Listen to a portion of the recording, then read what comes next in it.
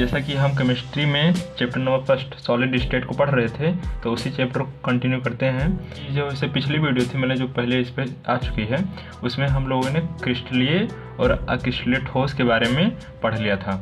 उसमें क्या क्या अंतर होते हैं उसको भी जान लिया था, बहुत ही अच्छे तरीके से उसको समझे थे।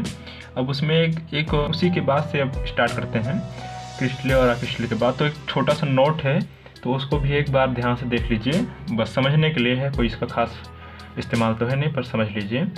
तो यहाँ पर लिखा है नोट में पहला पॉइंट, क्रिस्टलीय ठोस को वास्तविक ठोस कहते हैं। मतलब जो क्रिस्टलीय ठोस अक्रिस्टलीय ठोस बताए थे उसी का पॉइंट है ये।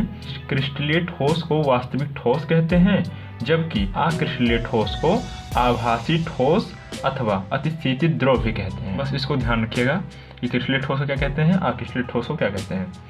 तो ये थे उसमें। और फिर उसी के बाद दूसरा टॉपिक है कि जो अवयवी कणों के प्रकार के आधार पर क्रिस्टलीय ठोस के निम्नलिखित 4 भाग में विभाजित किया गया है। मतलब जो क्रिस्टलीय ठोस और क्रिस्टलीय ठोस हम पढ़े थे उसमें से अक्रिस्टलीय ठोस का अब ज़्यादा रोल नहीं है, सिर्फ आपको मिलेगा क्रिस्टलीय ठोस के ऊपर अध्ययन करना है। तो उसी के मतलब वही बोला है कि क्रिस्टलीय ठोस को निम्नलिखित 4 भाग में विभाजित किया गया है, वर्गीकृत किया गया है। ये इम्पोर्टेंट है। तो कौन कौन से वो 4 भाग हैं? तो सबसे पहले हम देखेंगे कि पहला है यहाँ पर आयनिक ठोस। आयनिक ठोस को जानेंगे। आयनिक ठोस क्या होता है? तो जो इसमें अवयवी कण होते हैं वो आयन होते हैं। आयनिक ठोस में अवयवी कण आयन होते हैं। ऐसे ध्यान रखिएगा कि आयनिक ठोस में आयन अवयवी कण क्या होते हैं, तो उसमें आप मतलब ये ध्यान रखना पड़ेगा आपको कि उसमें आयन होते हैं। आयन 2 प्रकार के होते हैं, तो सभी जानते होंगे, धनायन तथा ऋणायन। अब इसको भी याद रखना कि इसमें आकर्षण बल कौन सा होता है। तो ये आकर्षण बल का नाम है कि स्थिर वैद्युत आकर्षण बल। इसी तरह आपको याद रखना पड़ेगा कि आयनिक ठोस में आकर्षण बल क्या होता है, अवयवी कण क्या है, उसकी चालकता क्या है। तो आकर्षण बल इसमें हमने क्या कहा, स्थिर वैद्युत आकर्षण बल। तो आयनिक ठोस में ये हो गया। उसके बाद इसकी चालकता। चालकता क्या है, मतलब उसको समझते हैं। ठोस अवस्था में विद्युत रोधी हुई, मतलब जो अगर आयनिक ठोस है तो जो ठोस अवस्था में रहेगा उसमें विद्युत रोधी, लेकिन जलीय या विलयन अवस्था में या फिर गलित अवस्था में वह चालक, मतलब ठोस अवस्था में विद्युत रोधी होगा और गलीय, जलीय या विलयन जो भी कह लीजिए, तीनों एक ही हैं, तो उसमें वह चालक होगा। ये कठोर, और फिर इसमें इसकी पहचान कैसे करेंगे? ये कठोर होते हैं, क्षणभंगुर होते हैं और इनका गलनांक होता है जो बहुत उच्च होता है।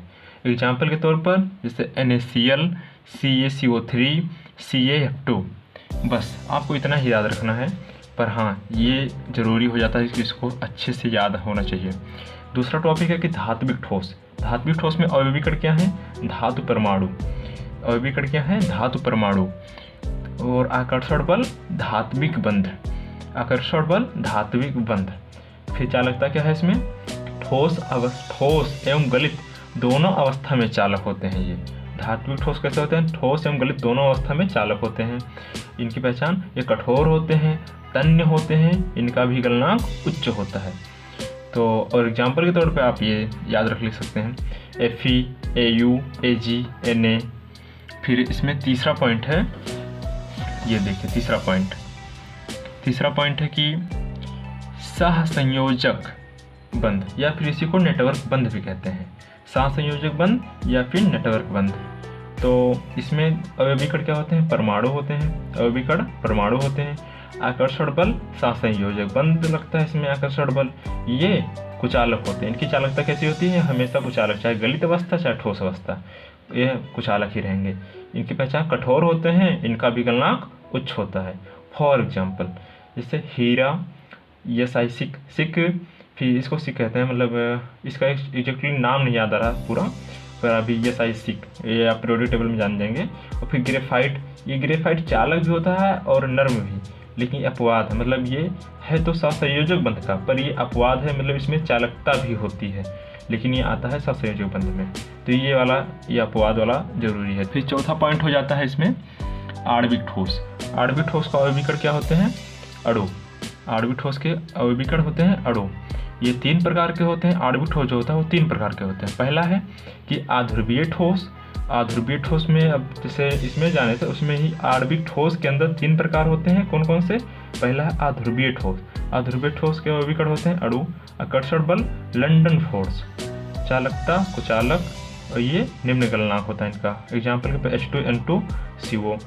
फिर दूसरा है इसमें ध्रुवीय ठोस। ध्रुवीय ठोस के अविकर्ण अणु होते हैं। आकर्षण बल द्विध्रुव अन्योन क्रिया, ये इसका नाम देख लीजिए, थोड़ा अजीब है पर इसको याद रखना पड़ेगा। चालकता इसकी कैसे होती है, कुचालक होते हैं।